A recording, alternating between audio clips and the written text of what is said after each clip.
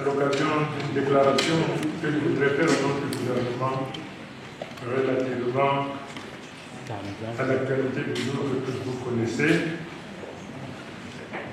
Mes chers amis journalistes, il vous souvient qu'il y a quelques jours, le ministre de l'administration territoriale et moi-même, nous vous avons conviés à une rencontre au cours de laquelle j'ai d'abord fait une déclaration liminaire, puis le ministre de l'administration territoriale.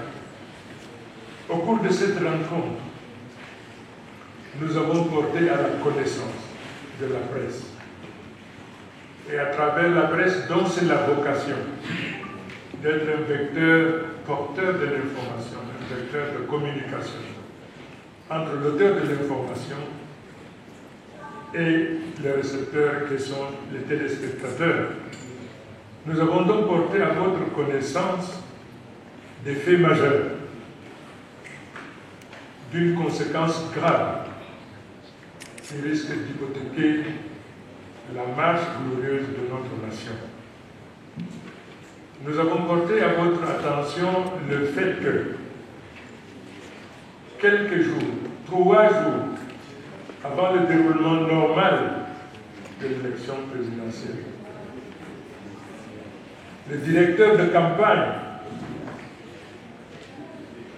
du candidat Maurice Kamto a convié la presse nationale et internationale pour porter à sa connaissance que le candidat Kamto était convaincu de sa victoire et que si d'aventure tel n'était pas le cas, il était prêt, au prix du sang s'il le faut, à se battre pour protéger sa victoire.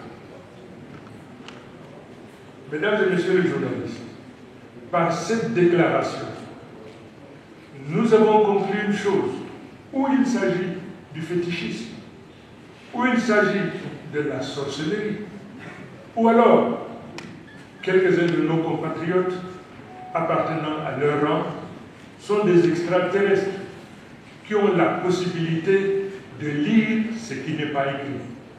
Parce que comment voulez-vous que 3 jours avant l'élection présidentielle, qu'un candidat s'auto-proclame vainqueur?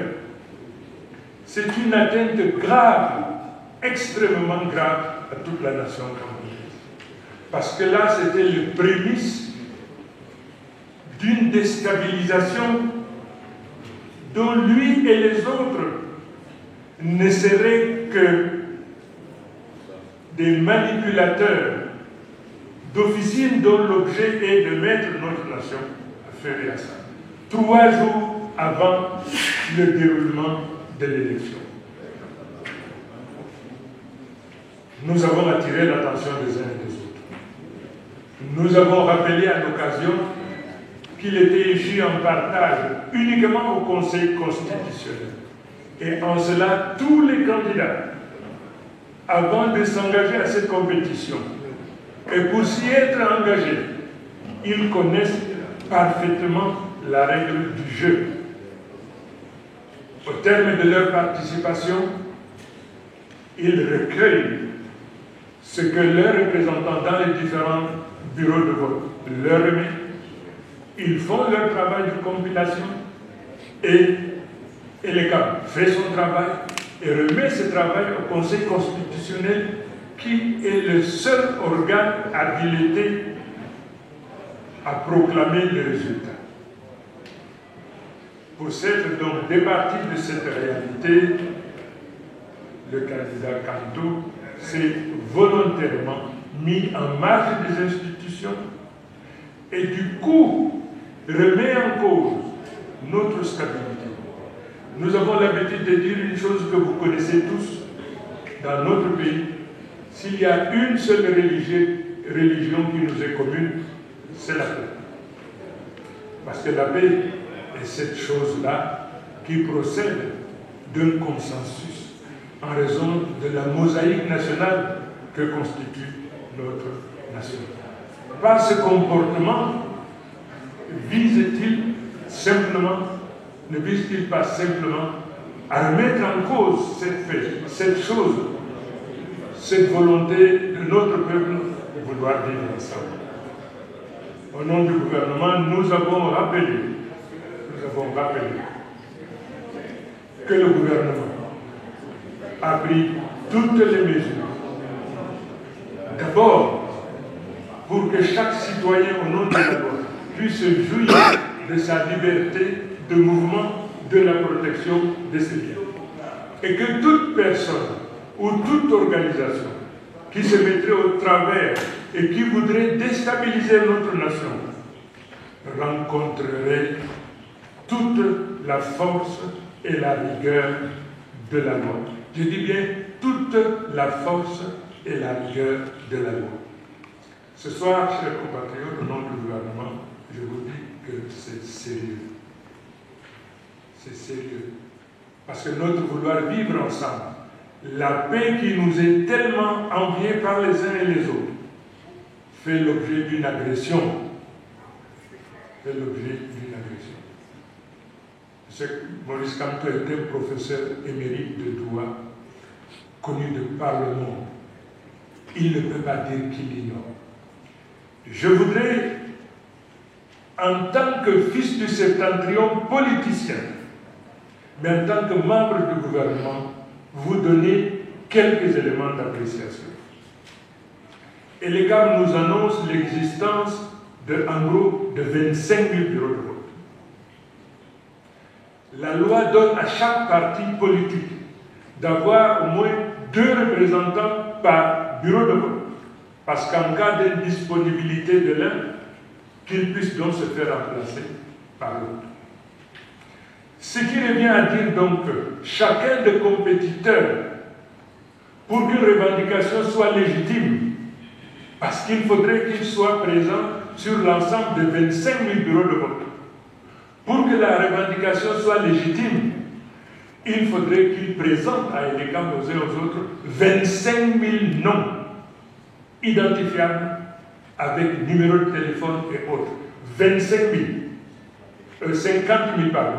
Parce que si vous multipliez 25 000 bureaux de vote par 2 personnes qui doivent être dans chaque bureau de vote, vous aurez donc 50 000 personnes qui doivent être présentes. Il faudrait donc que toute revendication de bourrage des urnes, d'irrégularité, soit précédée par la mise à disposition des uns et des autres, du Conseil constitutionnel, des légats et de toute personne de bonne foi et de bonne volonté qui voudrait comprendre que ces éléments-là soient mis à la disposition des uns et des autres pour crédibiliser une telle revendication. Faute de quoi? Faute de quoi? C'est simplement une mauvaise foi, une mauvaise volonté, et parce qu'ils sont donc probablement, je le dis sous réserve, je me demande s'il faudrait que je le dise, c'est de mauvais perdants.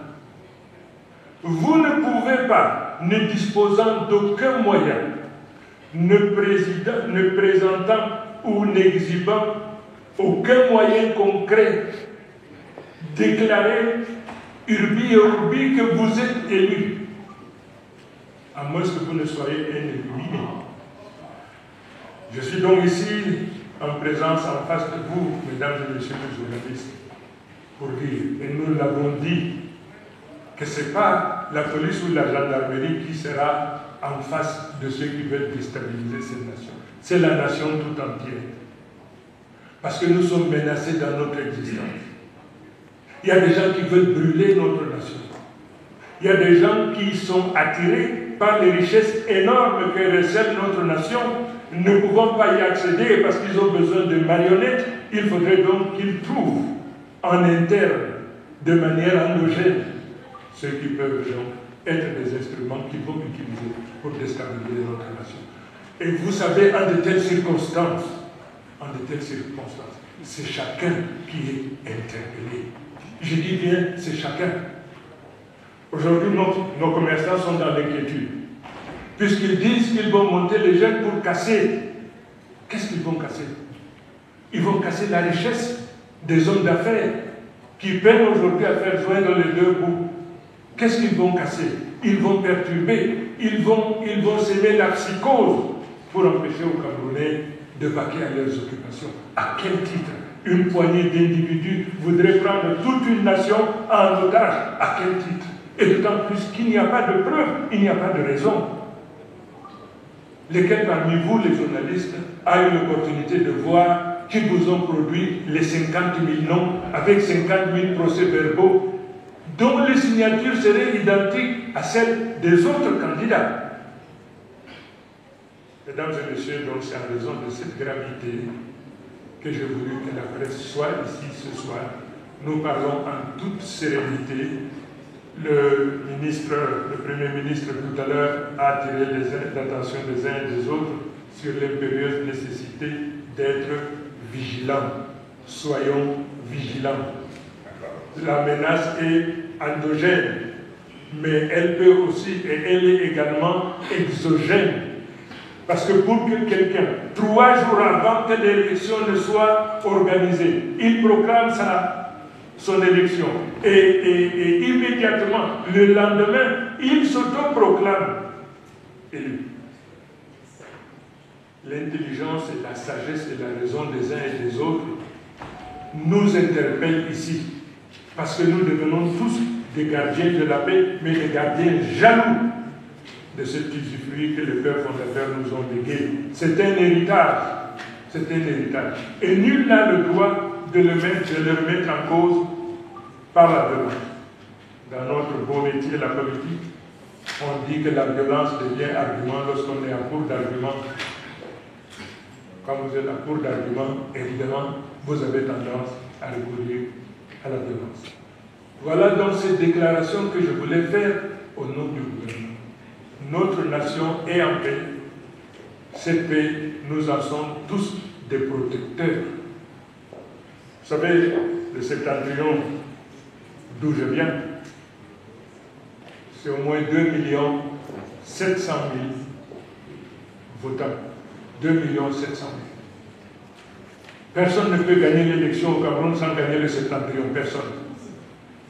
Et le septentrion est acquis au président Biya. Je suis moi-même l'un des acteurs. Vous avez vu par la puissance des organisations que nous avons mises en place, par la puissance des meetings que nous avons suscités, pour obtenir quelle est la valeur pédagogique de ces meetings.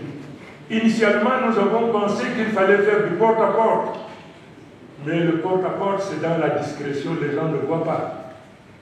Il faudrait bien montrer que, sous la bannière du président Biya, candidat, des dizaines de milliers de gens répondent présents pour envoyer un signal suffisamment important et fort à la communauté nationale et internationale.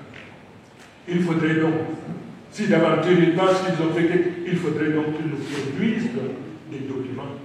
Avec ces documents qui seront donc soumis à un examen d'une expertise, on comprendra donc ce qu'on dit. Vous savez, les présidents de bureaux de vote ont saisi, et même ici à Yaoundé, vous avez plusieurs bureaux où ils n'ont aucun représentant. Vous savez, je ne suis pas du RDPC. Mais le RDPC est le seul parti politique qui est présent de Kribi à Kousséri. Je dis bien présent, structuré et organisé. Le seul. Il n'y a pas un autre parti politique. Je voudrais simplement dire à nos frères qui volontairement ont choisi de se mettre en marge de repenser. Parce qu'une fois de plus, ce n'est pas le gouvernement qu'ils ont en face. Ce n'est même pas l'État. C'est la nation tout entière. Parce que si nous perdons ici, là, nous n'avons plus où aller. Nous n'en avons pas. Et nous avons vu la misère que le désordre peut causer aux gens. Le vrai politique, s'il ne donne pas, il protège au moins ce qui existe. C'est le charlatanisme que de vouloir détruire le peu dont nous disposons.